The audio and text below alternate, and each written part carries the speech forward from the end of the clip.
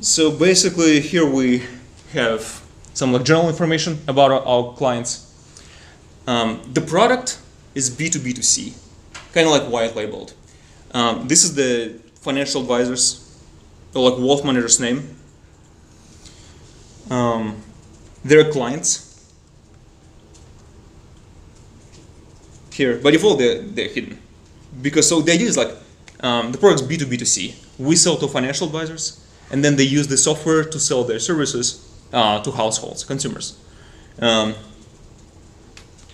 So yeah, B2B2C. There are like a bunch of clients this person has. Just choose some random client, and like how you want to analyze it. Our UI is not great. This is something we need to improve. The biggest problem we're having right now is traction. We don't get much traction. We would like demo this product to potential customers. They're like, "Oh, this looks great. It looks just like a spreadsheet with some additional functionality." They're very comfortable with that, but they just don't use it after the demo that much. So we don't get much revenue. So basically like post MVP, but pre-revenue. That's the stage we're in. Okay, so here's how it works. There are like inflows and outflows, income and expenses. We have different types of incomes, income types, like ordinary income, social security, annuities, tax-free, and the most interesting, payroll and self-employed payroll. And then you get this chart. Basically, this is your post-tax income, and this is your expenses. That's the target, like lifestyle, mortgage, whatever you need cash for. We like inflate tax brackets. We inflate amount of income you get from those different streams over time. Those are years. Year number 1, 2, 3, 4, 5, etc. So in this specific case, we want to model this person's life for the next 50 years, and we want to make sure this person has enough cash, until they die. That's the bottom line. All right. So outflows, inflows, different types of accounts. We support like taxable, tax-free IRA, Roth IRA, 401k. Now, if you have IRA or 401k, or like simple, and then you contribute to that account, that's tax-free. And we take that into account. And we adjust your after-tax income accordingly. So if you contribute to IRA or 401k, then you get more cash to save, obviously. So we support all that.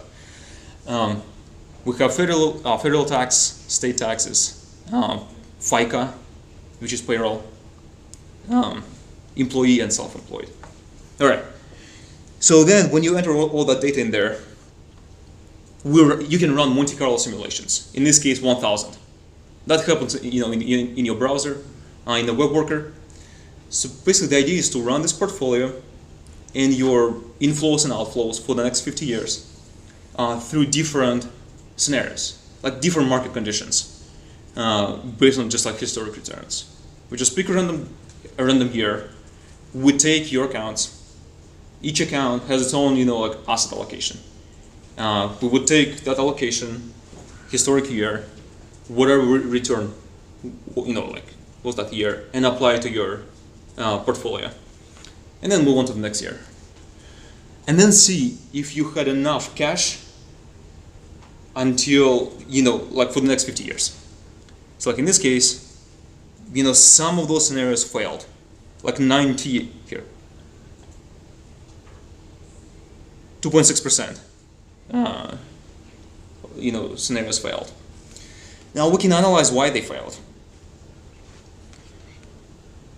So in this scenarios you had like 0, cash at the end of study period, and you actually failed on the year number 37. But some of the runs were really successful, like $116 million by the end. But that was like outlier. All right. So now we pick iteration number 141,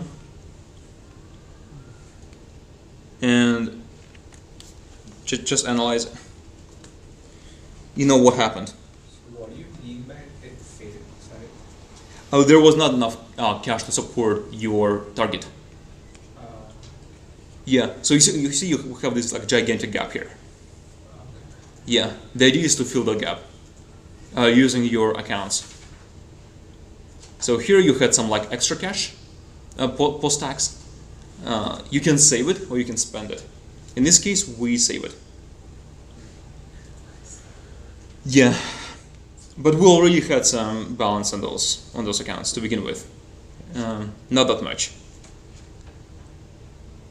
And basically that's what it means to fail.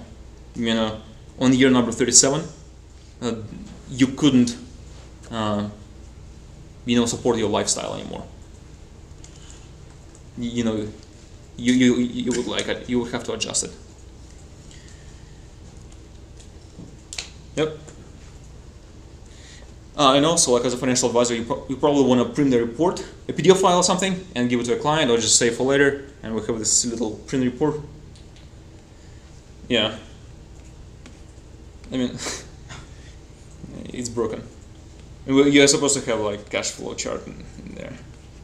Something is off. Sorry about that. Yeah, and then you just like save this PDF file or print it. Or yeah. That concludes my little presentation. Yeah, this is the product I'm working on. Again, post MVP, pre-revenue. We need help with UI, UX, marketing, how to get more, just like how to understand, maybe like analytics, how to understand why we don't get enough traction, why people don't reach the aha moment, or what the problem is in the first place. We don't know. Yeah. Any questions? I have a question. Yeah. So, I guess I'm not super familiar with this space, but do you mind explaining, so we're selling this to financial advisors, and then they're going to push it to end users. So no, like they're our customers. Financial advisors They're are. our customers. Yeah. Okay. What's the feedback we've been getting from them? I mean, they love it. They love how detailed it is. Yeah. Okay. It's fairly technical. Other tools are just not as technical. But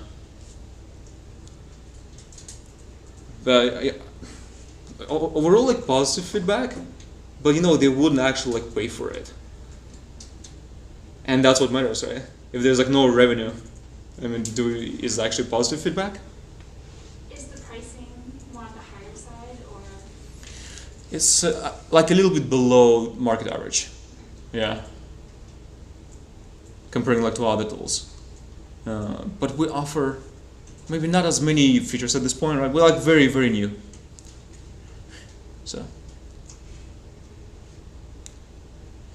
yeah, financial advisors are our customers, but then they are going to use this software in front of their clients, like households and consumers. Yeah. And these financial advisors, are they with big banks or are they? Good question. Both. Both. Yeah. So we don't have like SOC 2 certificate. Like we're not like SOC 2 compliant yet. So we cannot sell to big organizations. So like for now we focus just like on individual, small financial advisors or just like small firms. Yeah. Okay. So wouldn't you want to like keep your focus on the small firms, because like the big banks can anyway afford like much like bigger softwares? Like, Well, like, ideally we want to like cover different markets. Yeah, different customer segments. Small organizations, individual financial advisors, and like larger larger organizations as well. Jeff? Awesome product. I wish I could use it for my own use. which I think is part of my question. It sounds like you're doing user feedback with financial advisors. How are Yeah. you, or do you plan on doing user feedback with the consumer? Good question. So Ryan, my partner, he's a financial advisor, right? And he actually uses this tool with his own clients. Yeah. I have a similar problem, that's why I asked, because I go through lenders, and then lenders talk to my consumers, and I'm trying to figure out the best way to get a hold of consumers without violating or going around. I mean, it's, you know, I think it's ideal when it's a problem you're facing in your own business. So then you can just easily test it. So have you tried selling it just directly to the consumers? Because like, I would use this like just as a consumer, and yeah. So have you tried doing that? We have not tried that. Yeah. So like, yeah, maybe that might be an avenue. So National Bureau of Economic Research has a similar tool. It's called Tax Simulator. It's actually used for fiscal policy. Tax Sim, yeah. And you know, as a consumer, you actually can play with that tool. Here, let me. Tax Sim Wasm. I think there's like a web UI for that. Well, but then couldn't the financial advisors just do the same thing? Couldn't they just like put in their like all their clients' information like just into that instead of paying for your tool? Yeah, for sure. Or they could just use their own like spreadsheet, right, and develop the whole thing, you know, themselves. That's what actually Ryan did. He just implemented, you know, federal taxes, partial like state taxes, in Excel. That's how it started. So yeah, you could do that, but. The point is like who are the customers of the financial advisors, right? Are they like more amateur investors, or like more seasoned investors, or like bigger clients? Like if I'm just like, I save up like $1,000 a month to invest, like I wouldn't want to pay for a financial advisor anyway, is what the point is. Yeah, that's true. That's true. I mean, it depends. Like, you know, different financial advisors have, you know, target different people. Obviously, yeah. So if they charge like 1% or 2% of Usually 1%. Yeah. So like if they charge 1% already, and then you charge them for this tool, then they'll charge 2%, and then they lose customers, right? I mean, just Sure. I mean, you know, it's just like a fixed amount, and it's actually not that much. Around like, let's say like $150 a month. 150. Yeah. It like other tools charge like $200 a month. Oh, this is 150 a month. Yeah, for like individual financial advisors. That's not terrible. Yeah, so it's not gonna, you know, increase. I see. Yeah, affect their like profit margin that much. Right. Because usually like people will invest $30,000-$40,000. Kyle? I was just going to chime in with a yes and. Like, have you thought of maybe doing like a free tier that was marketed directly at the users that had like a reduced feature set, and then you could say, hey, for the full feature set, go talk to these financial advisors, and they can work with you to kind of Yes. give you the higher fidelity stuff. Yes. Yeah, I'm working on that. Yeah. So, you know, I want to use this Taxim and also our own financial model. Just, you know, compare results. Taxim is much more comprehensive. It covers like, you know, the whole tax code of the United States. I think maybe like all states. I'm not sure. So yeah, that's a good idea. Yeah, definitely. Like, you know, publicly available like tax simulator.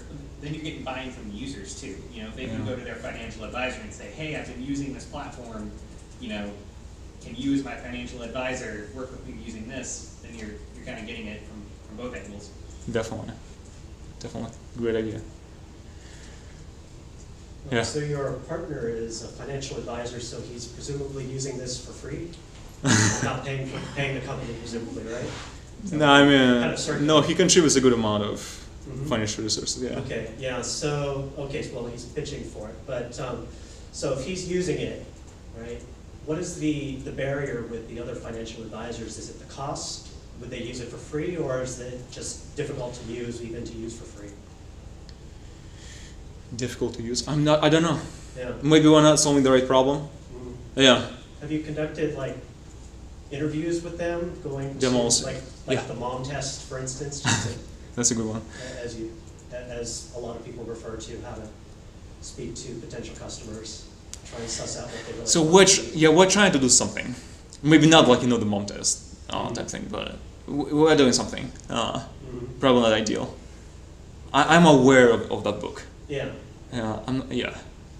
So yeah. Yeah, because I mean, as they say in that book and others, there's always a disconnect between somebody who says they love it and whether they actually can use it to solve a Exactly. problem. And right? pay for it. Yeah. Yeah. Yeah, Hannes. Last question. It's not really a question, it's just an observation, right? If you're a financial advisor and you already have clients, you probably have a system that you use, so a spreadsheet, something or other, or you got trained on something or other, and it's really hard to change to something else. I mean, that's sort of just how it is. And so, one way of thinking about it is that you're not really selling to the financial advisor, because they could potentially use it be better. You might be actually selling to consumers that are actually using it by creating some sort of a fancy report or something that comes out of the software that actually is given to the consumer. So that from the financial advisor's perspective, what he gets is this fancy thing that comes out that you give to the client every month or every week or something or other. So your end consumer, you're actually not really selling to the financial advisor. You're selling to this consumer what that person sees. Yeah, we're selling to both. Definitely, we're selling to both. Yes. Can you actually create such a fancy report that a client, consumer would actually be happy with every month? We definitely can. Yes. I mean, it's a work in progress. Because that's what I get from my financial advisor. And nice. The output of this thing is this super fancy report with all the details. Yeah, definitely. Yeah, we're working on that. Yeah. Sorry, Jeff. Go ahead. Yeah, just for context, there's like different Oh, yeah. kinds of financial advisors too that tackle different kinds of clients. I feel like this is more of a private client report than it would be, you just want to talk to a financial advisor about your 401k. So that's something to think about as well when you're the audience looking at it. Yeah. Sorry, man. I wasn't following. I mean, guys, we're at like a very early stage. So yeah. I don't know, Hannes, do you want to show your project or Jeff? Apurva? I know that people are working on projects there. You see? Not just yet. All right. In this case, Natalia, you want to go next? It's a psychological test for co-founders, employees. Okay, so actually I found out about this presentation maybe an hour ago, and so I will do my best. How can I connect? Should be there. Cable. Do you want to?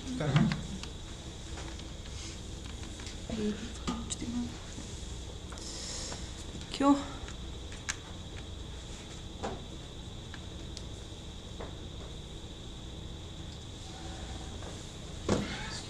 This, okay.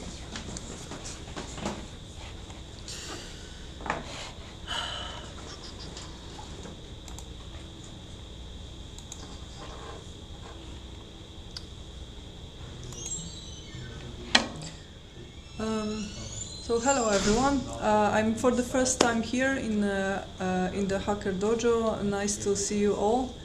My name is Natalia, and I would like to thank to Splash and Leo for giving me a chance to talk to you today. And actually, I'm a PhD graduate in computational neuroscience, and after my PhD, for a long time I was actually walking in the dark, thinking what to do with my life. And in the end, I started my own business, and I will tell you a little story in a moment. But overall, today I'd like to cordially invite you to try my creation, my baby, which I was working on for the last 3 years. So it was quite a long pregnancy, I have to say. But overall, after all this pain, it's out. So I hope that you guys also join me later on, because I'm planning to cast a little workshop over here and also give you a chance to take my test and learn a little bit about yourself and possibly your co-founders as well. So let me tell you, so this is just a few words about my company and about the overall mission. So I started just trying to help people exactly like me, so people who are educated but a little bit lost in the job market, so they don't know how to best use their potential, and they feel they need a change. They need to change their career path, but they don't know where to go to best utilize their natural potential. So that was the original aim. But as I go, I learn more and more about the job market in general, and I can see that also teams can use this same solution, and so the potential is much bigger than I was originally envisioning. So, since we are in Silicon Valley, I think I have to start with some background story to grab your attention. Actually, the whole project started in a sauna, and it was around 3 years ago. So I was actually chilling the other day, and there is a beautiful place very close to my house in Nijmegen, where I live, in the Netherlands, and it's a nude sauna that is actually placed in the woods, and I really like to chill over there. I always feel relaxed spending some time, like spending an evening in that place. But the other day, actually, I had some thoughts talking to people in the restaurant. So there is a restaurant in this place, and we all come in the bathroom gowns to the restaurant to have a dinner. And then sometimes people talk to each other, and we all sit in a restaurant, all sweating, in the same blue bathroom gowns and chatting to each other. And actually, at some point, I realized that after chatting to someone for 5 to 10 minutes about all kinds of opinions, all kinds of beliefs, I have a relatively good guess on where these people work.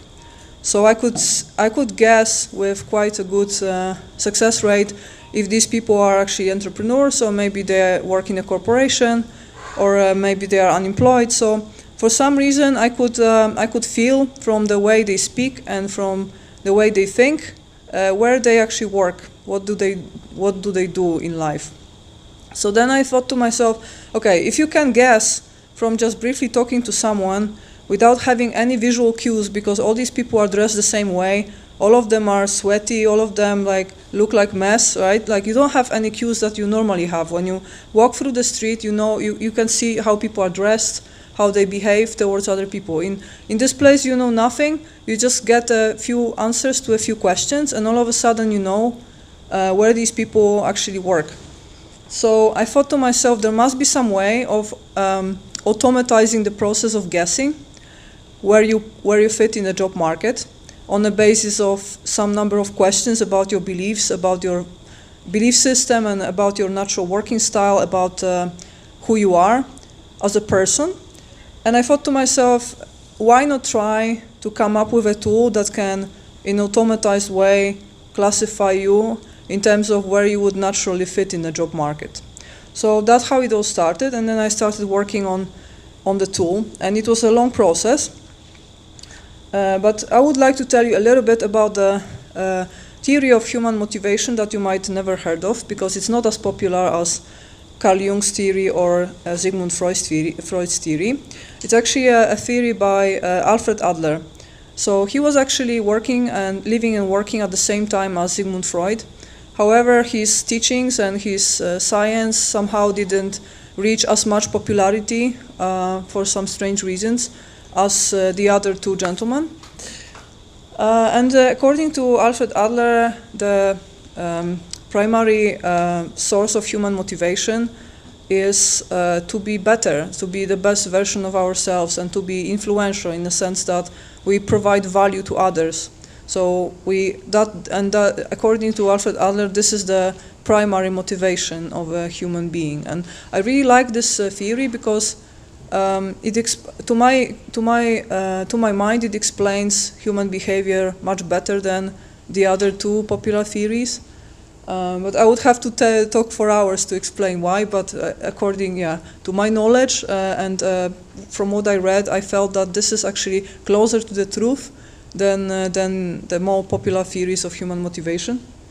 And also, I like it because it empowers people, because according to Adler, we are not prisoners of our past, we are independent decision makers, and we are oriented at the future and not just captured in our past and childhood. So, and this is just a short recap of the most popular theories. So, when you think about Adler compared to Freud or Jung, they had fundamentally different beliefs about human motivation. And again, for some reason, Adler's theory speaks to me much more. So I read a lot from his books, from his research. And then I started working on the tool, and I had to create a set of categories to actually somehow operationalize our motivation. It was an extremely hard task because motivation is something that is extremely hard to capture and operationalize in any way. So it took me maybe 2 years, but overall at the end I came up with a number of categories. So there are 2 different dimensions in which this test works. This is the first dimension.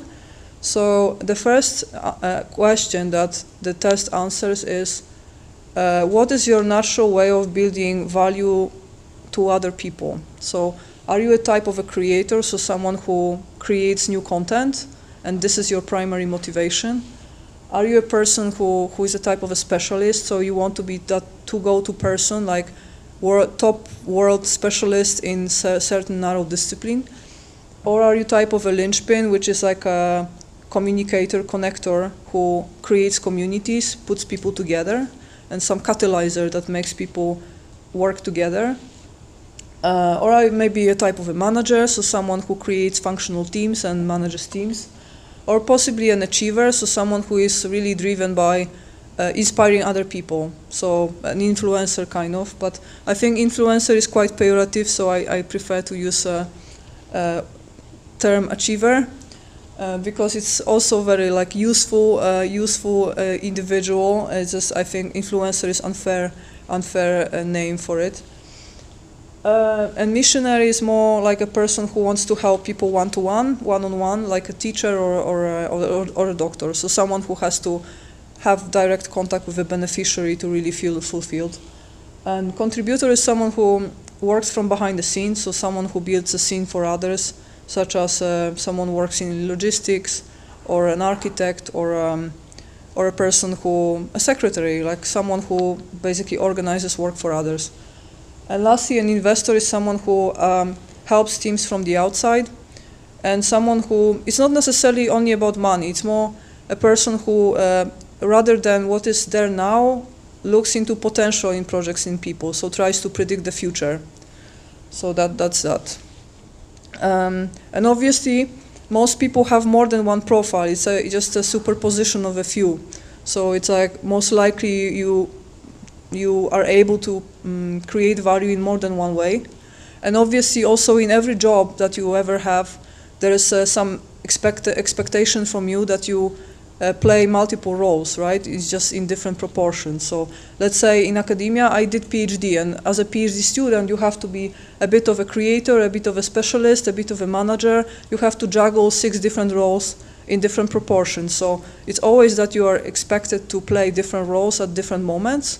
It's just that it's the art is to try to find a job where the distribution of expectations exactly matches what you offer, like what you can offer naturally as you. So that's exactly what I'm always trying to do. So to find a spot, find a type of a position and profession where a given person can naturally fit perfectly with their natural ways of creating value. And the second question this test answers is which types of organizational culture or tribes you naturally fit best. Although actually the career advisor from Stanford University, she read my book and she told me like in private that I should never use the keyword tribes when presenting in the US. So I'm always like just I'm cautious with this word because I know about the American culture and your history, so I know that you don't really like this word to be used in the context of the job market. So let's just forget about it. But this is basically what I mean. So the society is multicultural and in a sense like in a working environment sense, not any other meaning to it. And the question is where you fit best, because these different environments, they have their unwritten rules, and with your mentality you might naturally fit somewhere much better than elsewhere. So you might be born to be an entrepreneur, or you might be also born to be a corporate person, and I know many people who are like that and they are happy, and obviously professionals are necessary everywhere, and there is some natural distribution of talents and aptitude as well. So again, the question is where you should you go to have competitive advantage and to make sure that you like naturally fit there, and you will be happy and you will make fast progress. So basically, I used to work on this test. I took the scientific approach. So I used machine learning that I, of course, also learned during my PhD in neuroscience, and also psychometrics. So I also have extensive experience with that, and I was building tests and questionnaires already during my undergrad studies in psychology. And so I basically combined the two, combined machine learning with psychometric. And again, I could tell you the details. If you're interested about the details, please contact me. I will tell you more about how it was done. But just for the sake of this short presentation, I will not get into details. I will just tell you very briefly what the pipeline was. So we used four types of variables, and they are equally important for the result. The first one is your natural working style. So in what ways your brain best operates, what kind of working environment you need to function best, and what type of rules at work for you. Second is like what type of mind do you have? Are you a generalist or maybe a specialist? And what is your natural resilience to stress? Because we are resilient to different types of stress. Everyone has their weaknesses and their strengths. So the question is, where are your weak points and where are your strong points? And the third one is your natural way of building relations with people. So how do you naturally position yourself toward others? And the last one is your values and beliefs. So what are your thoughts about capitalism or higher force or luck or fate? You know, this is much more important for your finding the right fit in the job market than you would think, because it's also very important to find people in the job market that think like you. So this fourth part is really important to get the right group of people who resonate with you. And so I will not get into detail, but this is basically like one slide about the pipeline. Again, you can ask me questions later. And I think it was also interesting that the choice of how the questions were constructed, because my aim was also to make the whole process of solving this test interesting. So I wanted it to be an experience and a quality time that you can spend on yourself to learn more about yourself and answer a number of challenging questions about yourself. So there are 128 questions in total, and they are not Likert scale questions like in typical tests. They are actually multiple choice. So you always have 4 options. There is no neutral response. You have to choose something. So there is no lazy option. You have to really make a choice between four options each time. And there are no right or wrong answers. So each one is good as long as it's close to what you represent. And this, yeah. Okay, yeah, I'm just finishing. Yeah. So this is an exemplary question from this test, actually taken from the test. So as you can see, like, you have to choose something, but you have to spend a minute on thinking, right? Because it's not, for most people, it's not obvious at first what to say. And all the questions are like that. They make you think, and you cannot answer in a second. You have to really compare the options and choose the best one. And the results are quantitative. So at the end, you get a cheat sheet. You get a ranking of roles that you fit best, and you get a ranking of working environments that you fit best. And what is interesting is that you also get percentiles. So these percentiles compare you to the reference population that we had in the study. So they tell you precisely where you have competitive advantage in the job market. So the higher the number, the higher you are in the bell curve, right? And these are actually my own results in this table, and I can they told me also a lot about why I could never be successful in my research career, because I'm not a type of specialist mentally, and I kind of knew that, but this test showed me clearly that this was never meant to happen for me. And I also, there are also 2 books that come with the results of the test. So I wrote both of them, by the way. It was quite a lot of work. So cool. Yeah, it was. And basically, who is this test for? So it was originally built for professionals who are lost in the job market. But I also recently found out, since my friends in Amsterdam started actually using it to test their co-founders and see if they have synergy with their co-founders. So I can also tell, like, from this experience, that it can also serve to startups to really test each person on the core, like, founding team and see if you have, like, people who are actually compatible and complementary in their ways of creating value. Okay, so that would be it about my presentation for today. I would be very happy if we connect on LinkedIn or elsewhere, and I would be also happy if you have any questions. And obviously, I will stay here for a little while, so I would be most happy if we can still chat about this. And I'm planning to give you all a chance to take the test if you would like to.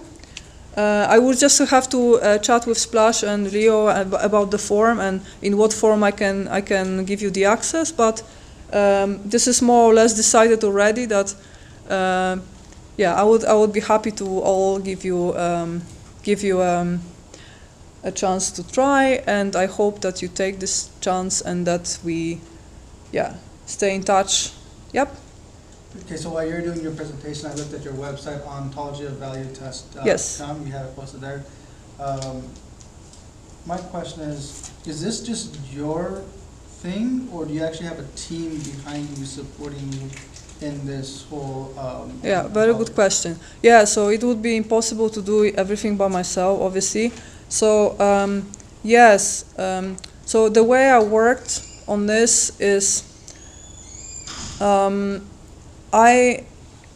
so I basically I don't have like employees per se. I'm technically a solopreneur, but maybe not a typical solopreneur, because I basically formed a working group from friends from academia, from all kinds of like scientific disciplines that I have had my contacts in. So they were very eager to help, and like the questions and then like the whole test, it was going through multiple iterations. So first we were all like reading it and rewriting it, and then the first group of participants was taking it and also comments to one question. So I had to take it all into account. We write the questions again, and the next group was taking the test again using the new questions. So it was all iterative process, and the last version of the test that went into like that was used for standardization was solved by like 600 people. So it was quite a lot of people engaged, and they still gave me feedback afterwards. So it was iterative, a lot of highly educated people in the process, although I formally didn't have a team. So that's how it was done. Yeah. Yep. I'm curious on how it compares to like aptitude tests, Myers-Briggs, colors tests. Is it differentiated by the theories behind it, or what was the major difference that made you pick this route? Yeah. So actually, a very good question. So the theory behind it is just one thing, but I wouldn't like to create a tool that answers the same questions, because then what's the point, right? So if you want to just see your personality type, then there are great tools for that, like Myers-Briggs or Ocean model. So how is it called? The Big Five personality model, and there are many tools to just split your personality into dimensions and analyze that. This test is a bit different. It doesn't tell you strictly about your personality, but rather it basically is looking from a different angle. So trying to find you the right place on a team and the right place in a society. So it basically tries to map out where your opportunities at the job market are. So it's a bit different. It's a different dimension to look at you. So I would say that they are not competitive to each other, but rather complementary. So depending on what your question is, what kind of question about yourself you want to answer the most at the moment, then you could consider taking this test or Myers-Briggs or both. That's, yeah, yep. One question. So you said that it helps the person navigate the job market, right? Basically, but if the person has a lot of experience in a certain field, how exactly does he equip himself to change his sort of like path? Right. So if I'm an engineer, computer science engineer, I've been in the market for like a very long time, and then the results say that you should be a manager instead. Okay, so that's a great question. And actually, maybe if I could briefly come back to this slide. So when you look at these three pillars, so there are actually three different parts to making a decision where to go next. And this test actually treats two of them. So one thing is how you naturally build value, in what role you naturally, towards other people, you naturally build value best. Second is what your like working environment, like where your tribe is. And the third one is what your core competencies are. So if you're like trained as engineer, then your job should have something to do with engineering, right? It's just a question which role in a team you should take and which working environment you should choose, right? So the like core competencies is something that this test doesn't test, because this is what your resume contains, right? So you should, when you take decisions, you should take the results of this test, and you also should take your resume, put them like against each other, and see, just then you have the full picture. So when I coach people after taking this test, I always ask them for results and also for the resume, and then we brainstorm together. So yes, because I also coach as a coach, and that's what I always do. So basically, I give my coachees onboarding form, and I let them submit both the test results and the resume, and then we literally brainstorm what they should do next, and where are the positions, which companies, which roles, which professions where they could use everything they have on the table. So you're like so to answer your question, with engineering skills you can do a lot. The question is what, which role and where. Yeah. One last follow-up Yep. question. So basically, like, would you want to do that pre-undergrad for people? Like, because I've known people who do that like pre-undergrad. Yeah. So like to determine a personality type. Yeah. So that they can take relevant courses. Yes, so basically there are two versions of this test. There is professional version and there is student version. So the student version is shorter. It's so the full version is 4 times 32 questions, and the student version is 4 times 24 questions, and some questions are removed. So the questions, for instance, about the relationship with your boss and things that students have no experience with, they couldn't answer those questions, so these were eliminated. And the output categories are the same. So the student version is a bit less precise because there is less data in it, but it's like the results are like similar. Yeah. Okay. Yep. So I had a quick question, Yep. two questions actually. So first, you mentioned that it was for startups and professionals. Have you considered talking to like career centers at universities as well to Yeah. get them involved, because they might be very interested in having another test to look at this kind of. Yeah, actually, that's a funny question because universities, like I myself, I worked at the university for like 8 years total, and for me, it was kind of logic that universities will be the target group for this because they have the money, right? They have the money from the government, and they have the people in need whom they serve, and that will be obvious that they are the. But the problem is that universities are like made of concrete. They don't want quality. They don't want anything new.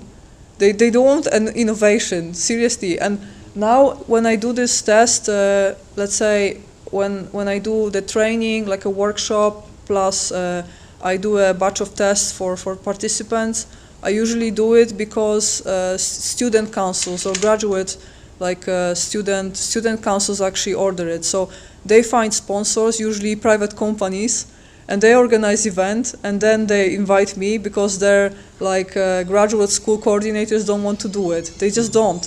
And I already pitched to so many universities. I just know how it works. So last few years I was working on this topic, and I'm becoming better and better. I know more and more, and I know that I'm stronger and stronger at what I do, but the amount of clients is less and less among universities.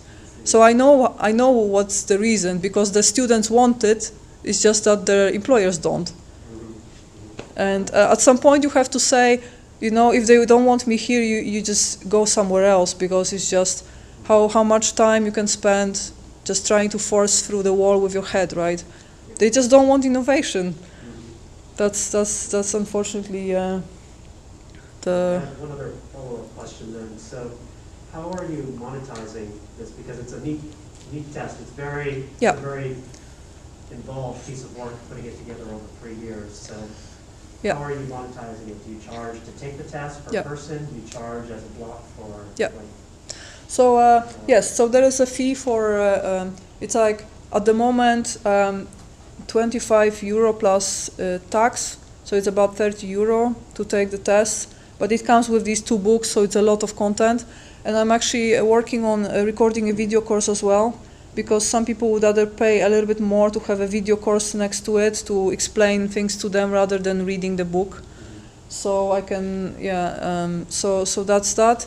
Or one can also order a consultancy session together with the test, so we can analyze the results together.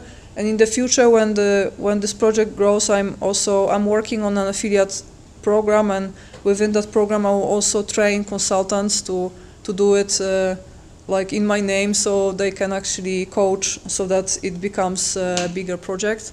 At the moment there is still not enough traction, but to have that need, but I think that sooner or later it will happen, so I'll have to train people to do it. And there are also bundles, so as enterprises like universities and companies, they can order bundles of tests for their employees, and there are 2 different versions. So one version is unsupervised, so they can take a bundle of access codes that they can give away to their, let's say, students or employees, so that they can take a test. And the second version is supervised, so they can assign a team manager who then gives away access codes to their team members, and then they have overview of the results, so they can see the final reports of all the team members. So the team members also get the results, obviously, but the supervisor also sees the results. So it can also serve for some team trainings. I just think also the test would be very popular to just be like a share on Facebook or share on a social network, and people would spread like wildfire just that way. If people were really interested in learning about themselves, you could do like an abridged test for free, and then I was thinking about that. Yes, I was thinking about that. I also got a lot of comments like this, that maybe there might be some free, but I also get the impression that the percentage of people who would like the full version would be just relatively low. Or I was also thinking about this option to basically put a paywall only at the level of results, so that you can take all the questions, but then to see your results you have to pay, because this is so much effort to go through these questions that they are so exhausted at the end that they would definitely pay to just have it done.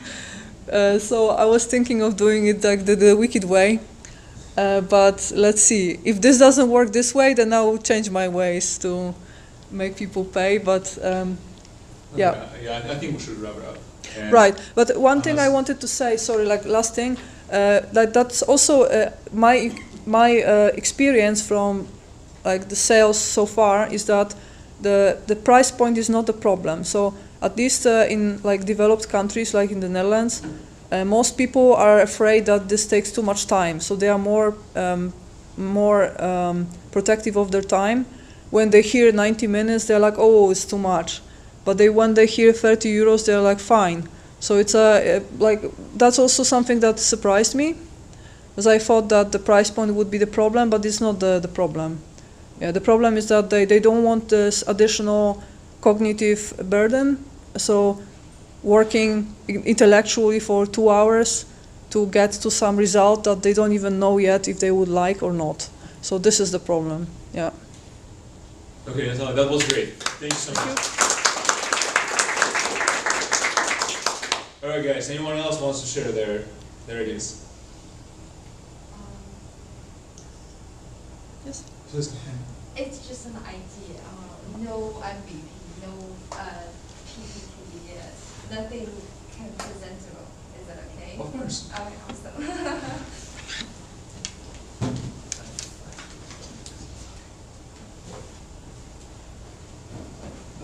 Let's try to keep it short, like 10 minutes. Yeah, awesome. Hey, hey folks, my name is Legion. First time here presenting.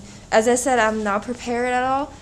It's just I was chatting with David and sorry, I was chatting about this idea, and then they were like, yeah, why not sharing with everyone? And then I kind of want to at least evaluate to see if this is an idea that worth working on. I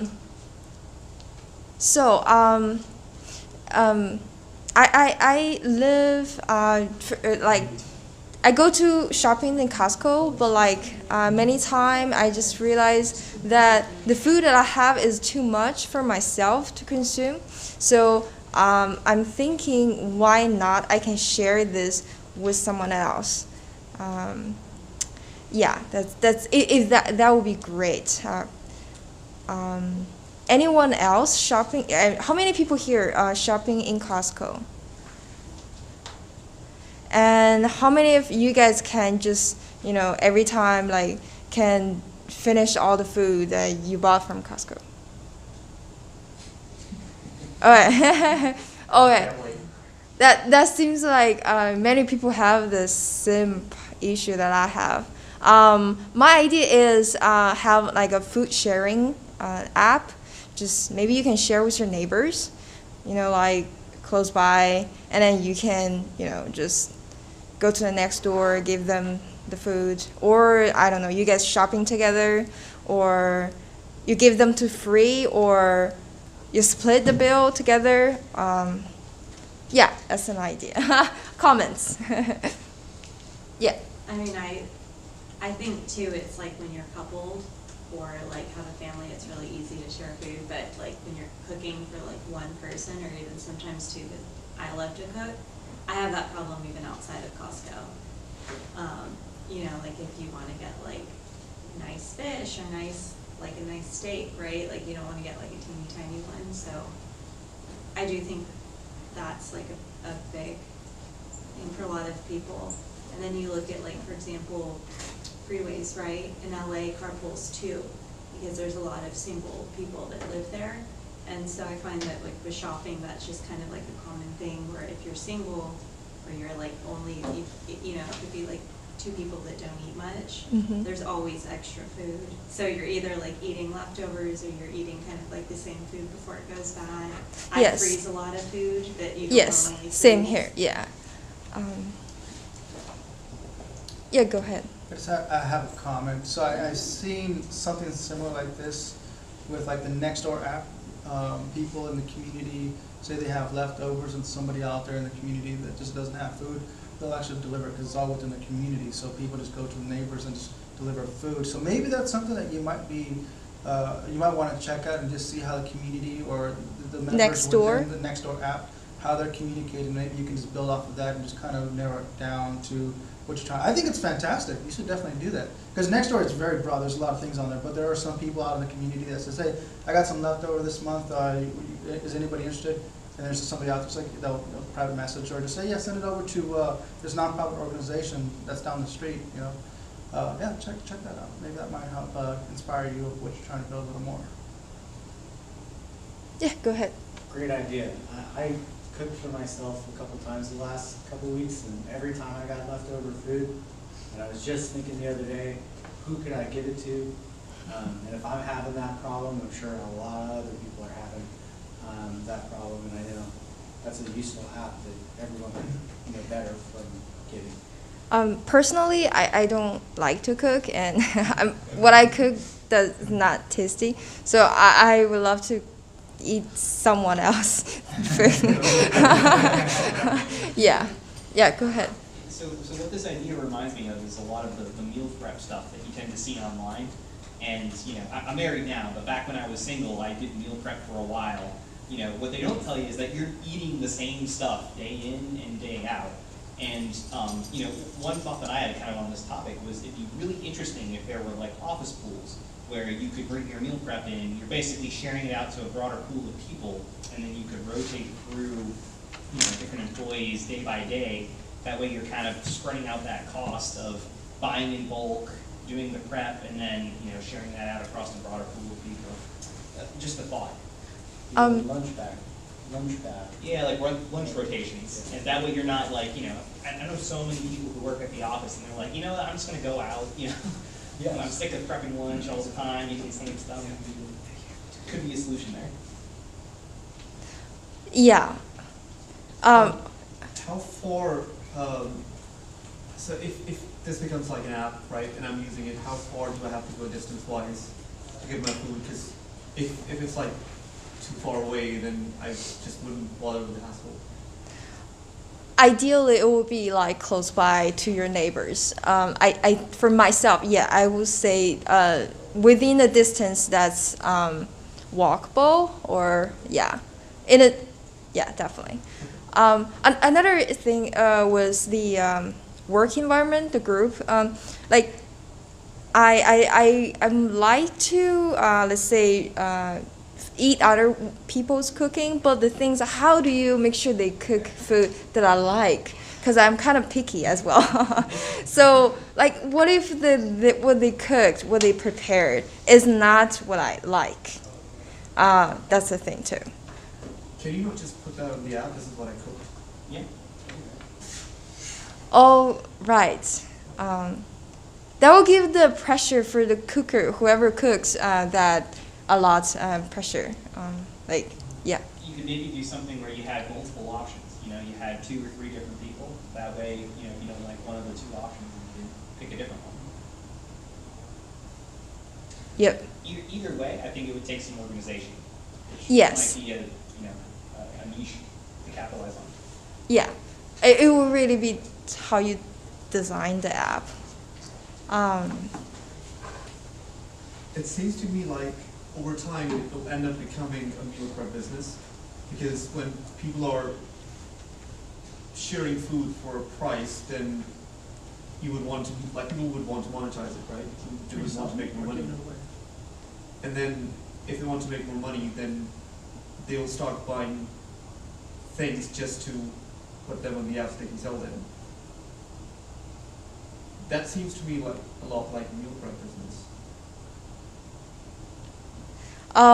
Yeah, but the other thing about if it becomes a meal preparing business, there's gonna be regulations and stuff need to be involved. I would more thinking of like if you cook your food, would you want to sell it or you want to give it out for free?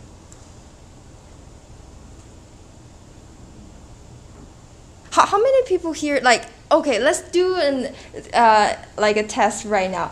Who will sign up for this app and to use it if this app exists? If I can get free food. Free food, awesome.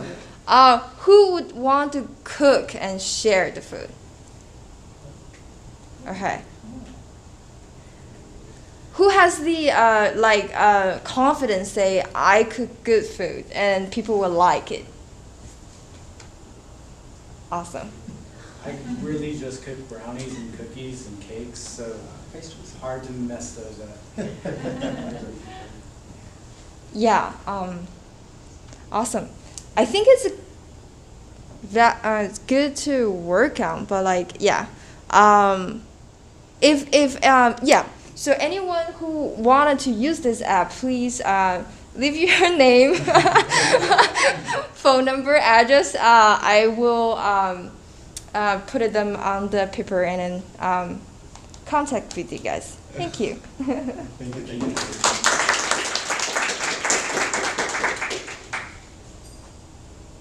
All right, guys. All right. Anyone else wants to share the problems they're working on, or potential solution, or just the industry, or actual product or a business model? I have my deck I can share. We are facing a problem because we haven't been able to hit MVP. So it's hard finding product market fit at this point, and we also are running out of runway. Does this connect to any computers? No. Oh, you can connect up there, yeah.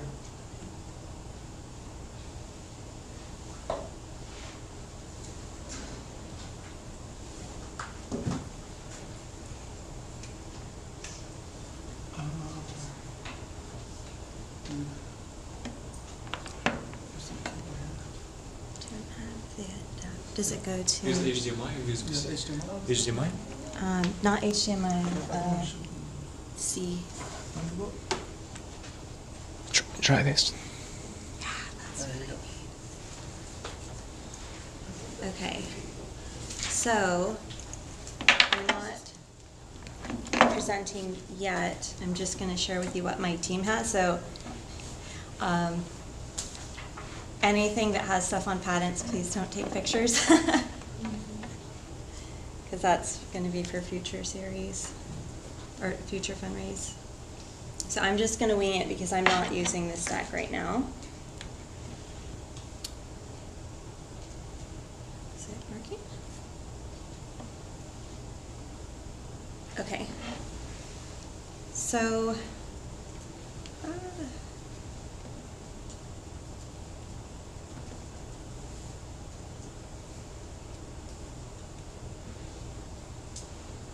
Okay with audio? no audio. Okay. Okay, that works. So I'm with a company called Platinum Digital. We make live event ticketing. So, you know, think StubHub, Ticketmaster. We're secured by blockchain, and then we also have VR. Lucky for me, if some of you follow like Web3 or VR, Ticketmaster just partnered with TikTok with live videos, which was a little bit annoying, but we have stuff, we have it built into our platform.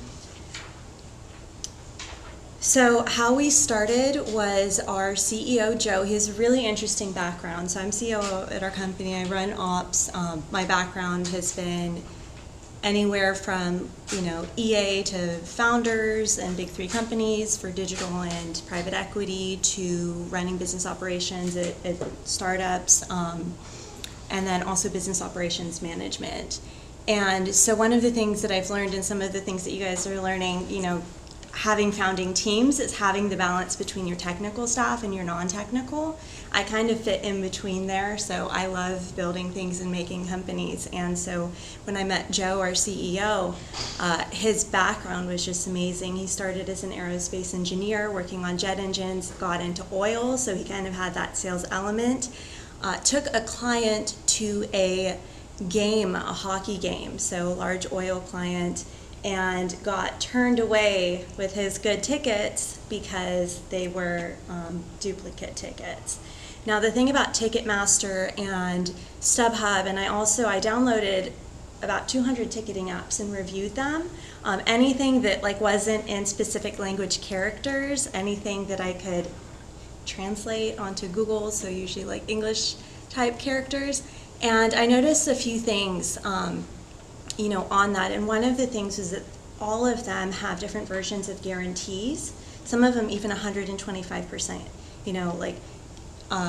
reimbursement if your tickets are fraudulent. Now the problem with that is that doesn't resolve the problem of if you show up to an event, then you might have a major client, you might be an influencer, like there's just so many elements where it could affect you. And so that's when he came up with the idea of Platinum Digital, taught himself to code, made he called it his Hackintosh. So in order to write iOS, before he'd saved for the company, he was running, iOS through a PC, which was really cool. So that's how Platinum Digital came to be. Again, this deck was, prior to myself joining the company, so we are making changes. But one of the biggest things about, our brand is we wanted it to be very inclusive. We wanted it to be as secure, kind of as secure as your bank type of thing. When it comes to duplicating the tickets, and then we also wanted to add a lot of Web3 elements. So right now we're in seed, so we only are introducing very basic to get our runway and introduce our VR portion. We have several roadmaps, so that does include NFTs and other stuff like that, but that's not something we will be telling investors.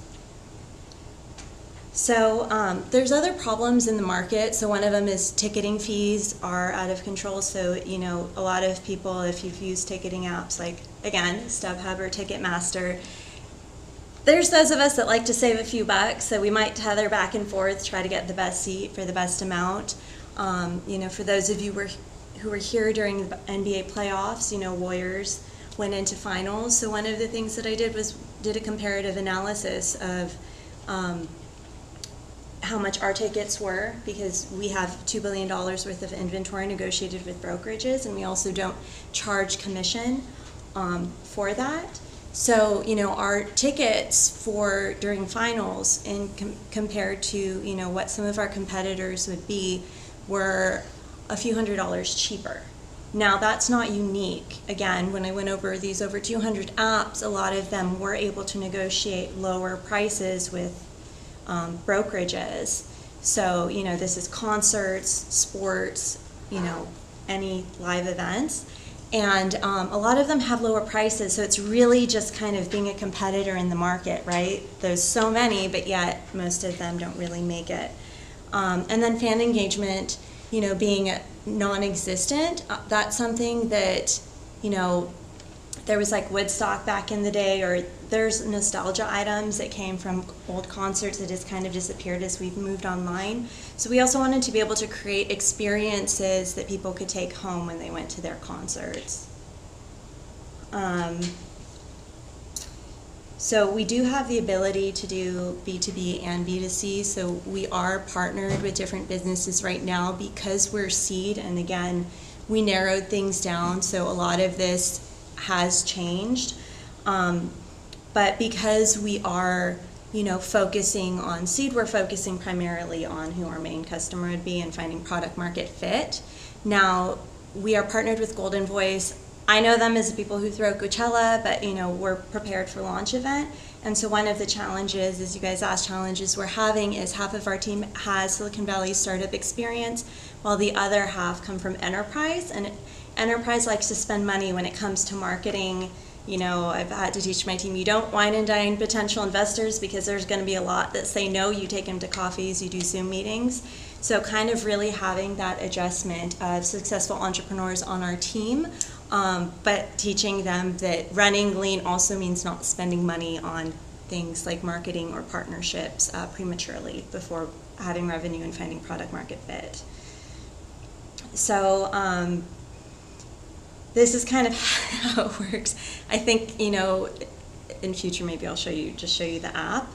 But we have a very clean platform that is functioning. We are waiting for it to go live on iOS. There's a couple of things that our CTO is just waiting to get it to launch. If any of you are interested in seeing a beta of our app, or also the VR function, feel free to find me after this. I do have it on my phone. Next week I should have the live app on my phone. Again, we're just waiting to launch the app live on the iTunes store. So this kind of gives you an idea, similar to other apps, you type in your location, there's the seating, and then when you click on the seating, you can see your view in the stadium, which is really neat. With some apps, it'll keep taking you back and forth. This is really clean and seamless. So it's just a lot less time too on the apps. And then, you can invite your friends. That's a feature that we have. I do not believe we're going to be using that feature for Seed, even though we have different demo versions of it, running. We really are looking for fundraise at this point, just for runway to continue developing our VR portion. So we're going to skip that.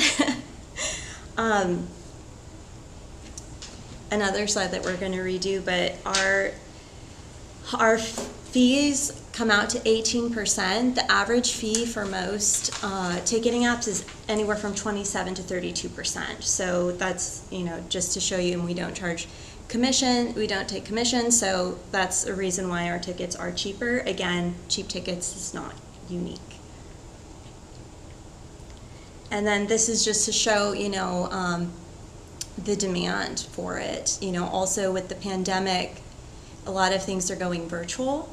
So we are giving that concert experience as well, online. And there's just, Web3 is kind of like a hot word for people. And so again, another challenge that we've been facing is, for us, we're half entertainment, right? And then we're half Web3. So you have to be able to differentiate between the two when you're talking to like angel investors and future VCs as well.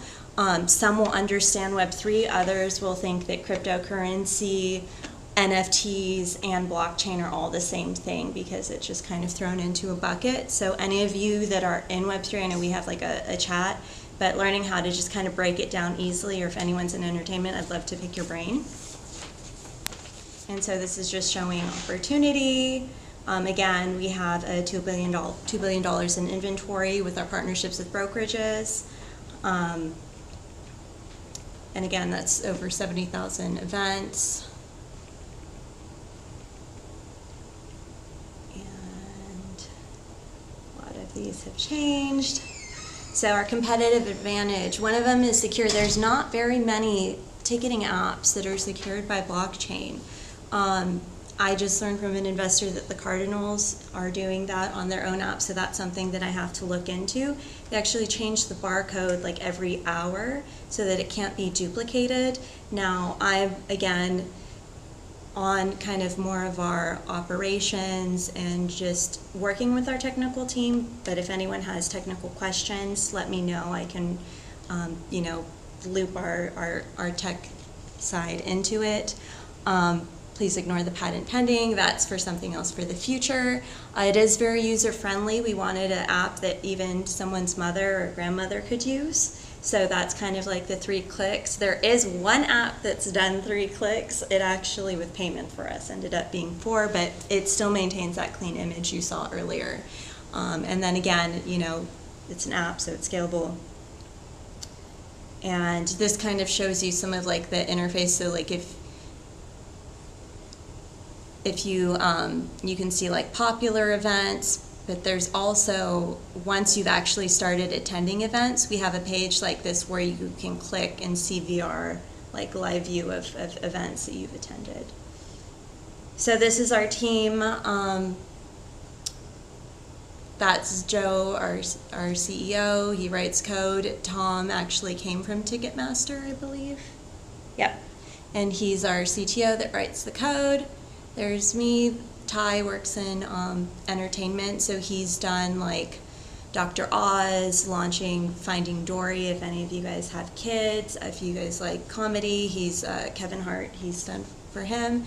And then we have Chris. So again, this deck is dated, but Chris is, he's one of our designers. He works under our CTO. So, yeah. Does anyone have questions? So like, how does it work technically? So like, so basically, like, you know, you issue the tickets as NFTs? So we have a, I guess it won't show on my phone even if I did show you. We have barcodes. So we have the barcode and it's coded by blockchain. So any of the NFT stuff you saw, ignore that. That's like something completely different. It's an add-on feature that we probably won't be adding for another 1 to 2 years.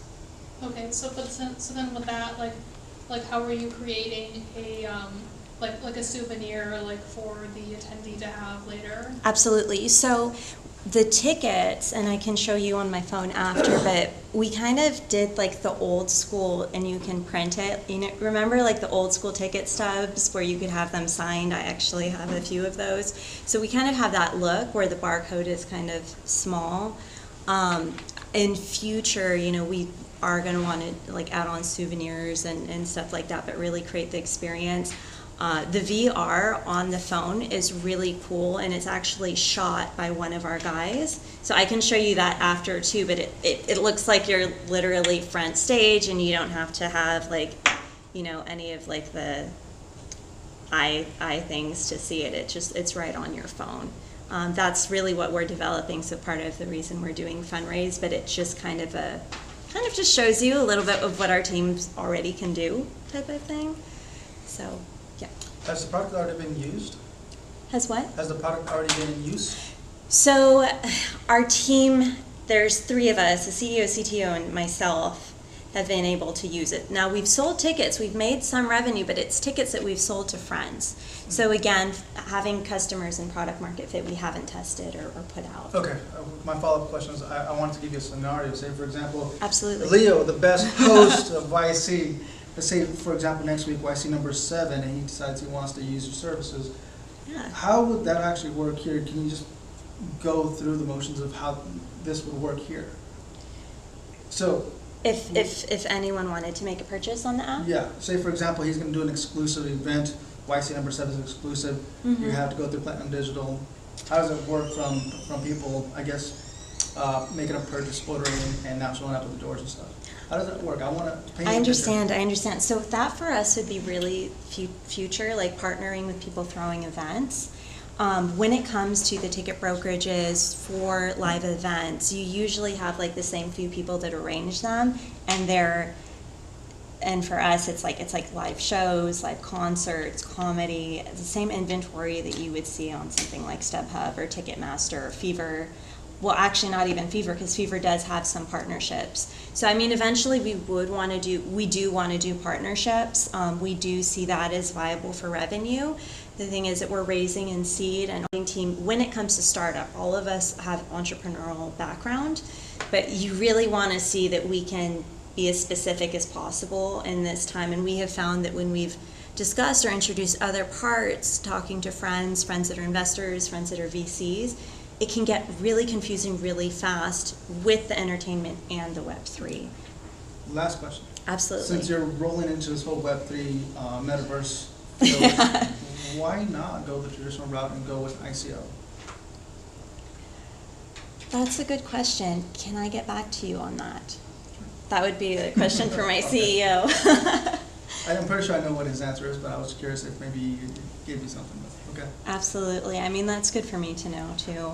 You know, I think for myself, really, you know, we really want to become experts in the fields that we're, you know, and I've been able to work on all sorts of startups and all sorts of companies when it comes to scale and growth. Mm-hmm. Now, you know, I've never been in seed. I've always supported. Last year I was doing Series A, Series B back-to-back with Grocery Launch, up against GoPuff and Joker, which at the time they're like in 1 to 2 year span, these startups had like hit like $1 billion each in fundraise. That doesn't go to say that they'll be, you know, really successful, but I feel like doing seed and then also being on the front and being on co-founder on the co-founding team is a lot more challenging because you're having to come up with these answers. You don't really have the advisors or like initial lead investors.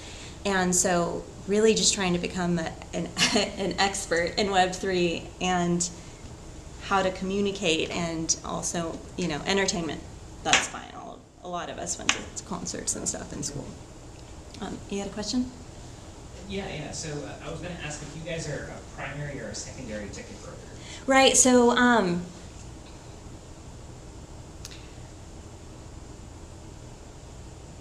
you asked if we're a primary or secondary ticket broker? Yeah, but the reason I asked was a while back, a couple years ago, there was like a class action lawsuit against Live Nation Ticketmaster because they were claiming that they basically had a monopoly on the ticketing industry. And so I know that there's a bunch of secondary ticket brokers out there that will essentially purchase tickets through Live Nation. And I was just wondering if that was the case for Platinum Digital. Right, so we're not a brokerage, and I see where you're coming with that, and I honestly, from what I've learned from this space, if anyone declares that they have a monopoly over it, it's completely bogus. Really? You know, I went through all 200 apps, everyone's partnered with something. We were talking to coaches at the 49ers, that's not unique. Partnering with ESPN, that's not unique. People, you know, it's like marketing, right? So people are willing to partner with even the smaller ticketing apps. Now for us, I think the biggest thing is we have a seamless platform, but any of these ticketing platforms, we have negotiated deals with brokerages. So I don't know the exact ones we have, but it seems like it's a really, really, really common theme. So taking ownership of it, I can see being a legal issue, but then actually having the partnerships with the different brokerages, it's like choosing who you bank with. It's not that crazy. When it comes to the tech, like the blockchain or even like, you know, future NFT, we actually have everything built into our platform. So we are doing like the code and all of that ourselves. Do you have customer support? That's a good question. So since we are in seed, when we do launch, it'll be the 5 of us on rotation as customer support, learning about our customer until we can afford customer support. What would happen this happened to me, I went to like Shoreline and my tickets were not good. I called Ticketmaster and then I got new tickets like on the spot. Mm-hmm. Is that something that would need to happen or could happen on your platform? So we shouldn't have that issue. I think that would be something where we change the code on the ticket on the back end. So, and half of our team are technical and can write code. 3 of the 5 of us actually. So it shouldn't. Now, things will go wrong when we test it, and I'm sure that will. So if you want to connect, I can let you know how it goes when we launch. I'll follow along. Thank you. I have a question about the go-to-market strategy. So you're partnering up with multiple companies, right? This is dated. So the partnerships will be with companies in the future. Right now we're just really focusing on finding out who our customer is. So that is dated. So we will be launching you know, and figuring out product market fit. So, you know, just working with our customer before we start partnering with, you know, other brands or whatnot that want to use our platform and sell through our platform. But at this point, you don't know who your customers are exactly.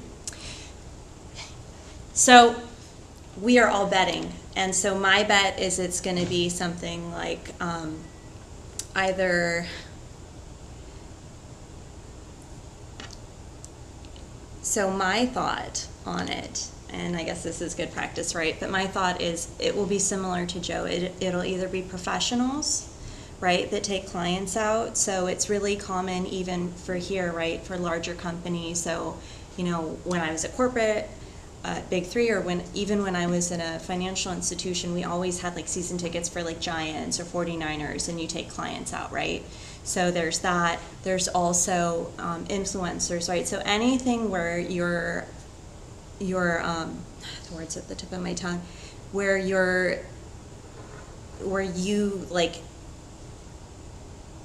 don't want to have to save face because it involves your job. I think that would be like the target customer. However, our tickets are cheaper too, so it really can be different. So, you know, one of our co-founders thinks that it will be college students because of the prices, which it could be. Now, if you really, really want prices, you'll go onto something like Game Time, right? Where Game Time, you buy the tickets last minute and they're really cheap. And so one of the things that I'm hesitant of doing is, or my difference of opinion on that is that we do have a competitor in this space that can offer lower prices than we can at this point. So again, that is one of the things we have to solve, product market fit, and find out who our customer is, and it can be a couple different ones.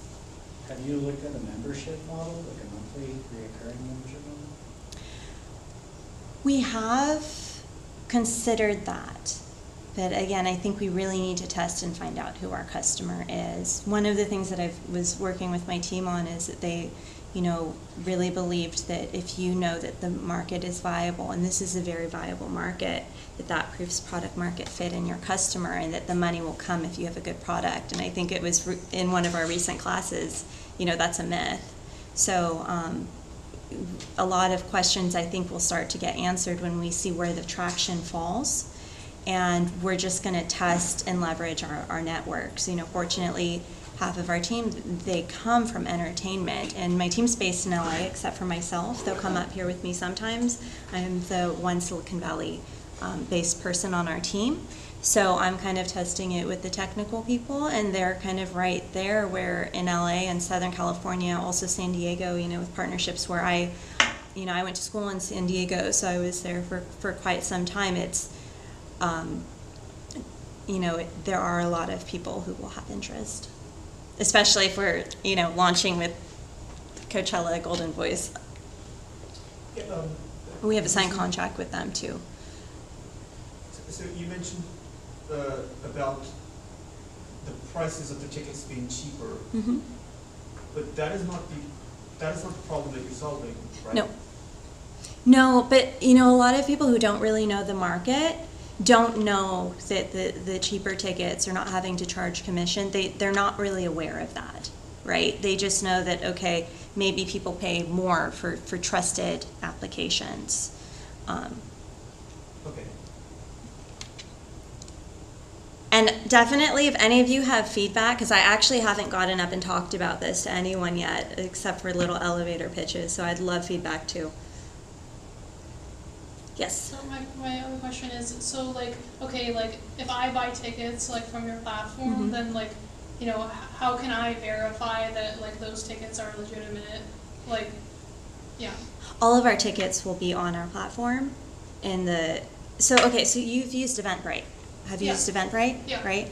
And so you get the barcode with your ticket, but it's a printable one.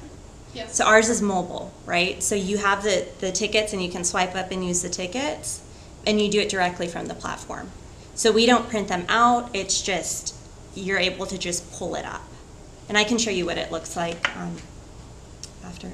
Yeah, but I'm saying okay, so your co-founder went to the event that he was going to, and then he had a barcode that he could scan, and then at that point he found out that his tickets weren't legitimate, and so would there be a way to So ours is a QR code, excuse me. Yeah. So it's a QR code, and it's in the app. Now on the technical side, does the QR code change every hour, or when does it change? I could follow up with you on that, because I'm not one of the technical people on our team. I had fun learning exactly how NFTs worked on the back end and all of that, and learning the Web3 space. But I would definitely, if you have kind of questions on how that works, 'cause I should learn how to be able to, I should actually learn it on a more simple level. I can follow up with you on that and ask them too. So I'm looking at your website, platinum.digital, correct? Yes, I'm redoing that right now too. Okay. That's All right, so launching. I shouldn't mention anything then, right? But you can ask on it, yeah. Okay, because it looks like you guys are working with your, creating your own currency, Mm-hmm. proof of stake currency, regardless of proof of stake. What is this minted token, what is it going to be used for? Is it to purchase the tickets, or are they the tickets themselves? So I'm deleting that. That is our non-fungible token part. Okay. Yeah. Yeah, I found that it was really, really confusing for people having NFTs, having the VR, and having being secured by blockchain. It's a lot.